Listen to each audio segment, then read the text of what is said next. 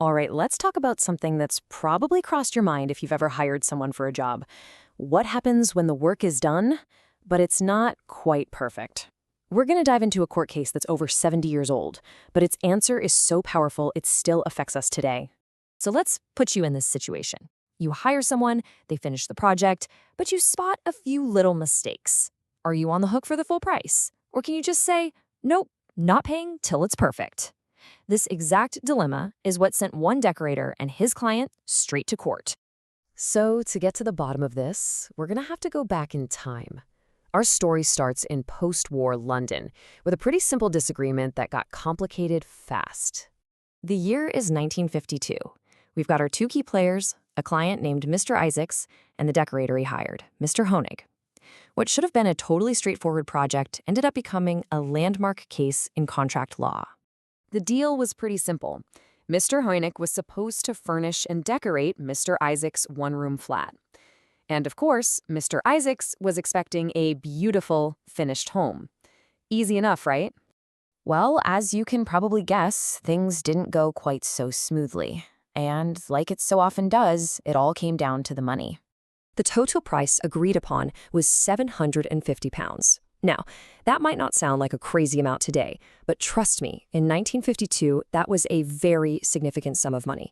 Think tens of thousands in today's currency. So when the work was supposedly finished, Mr. Isaacs, well, he was not a happy camper. He took a look around the flat and basically said, "This work is defective. It's shoddy."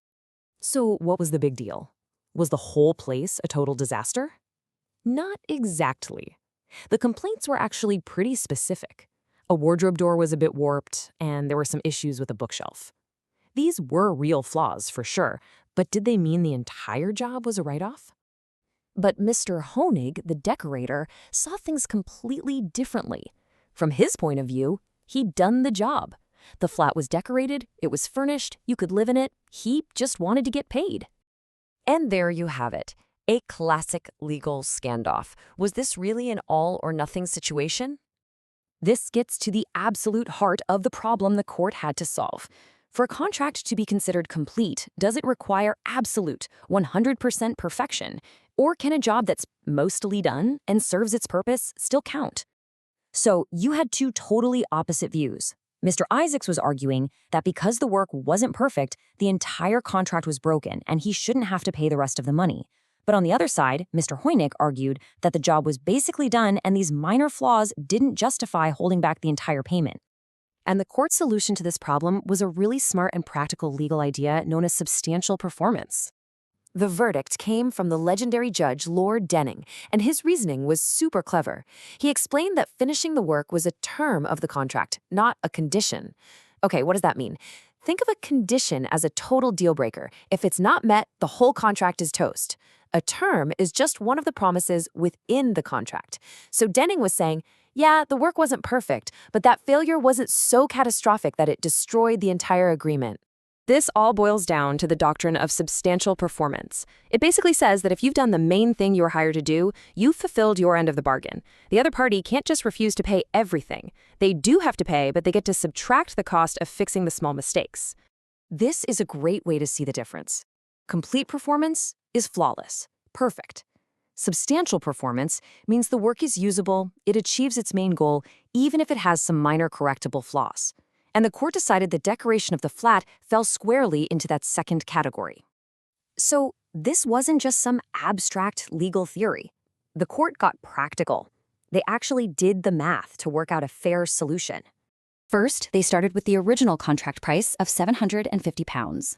Then they calculated how much it would cost to actually fix the defective wardrobe and bookshelf, which came to £55.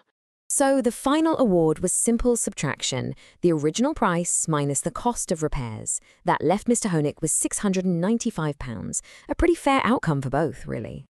Now, this might seem like a small case from a long time ago, but the principle it established is incredibly important today.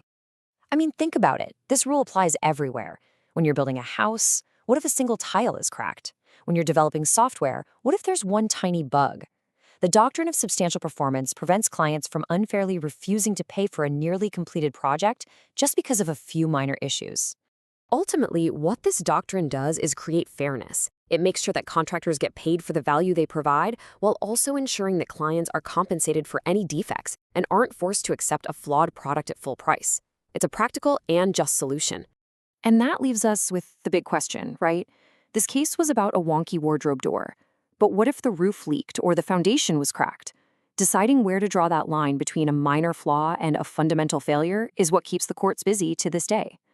Thanks for joining us.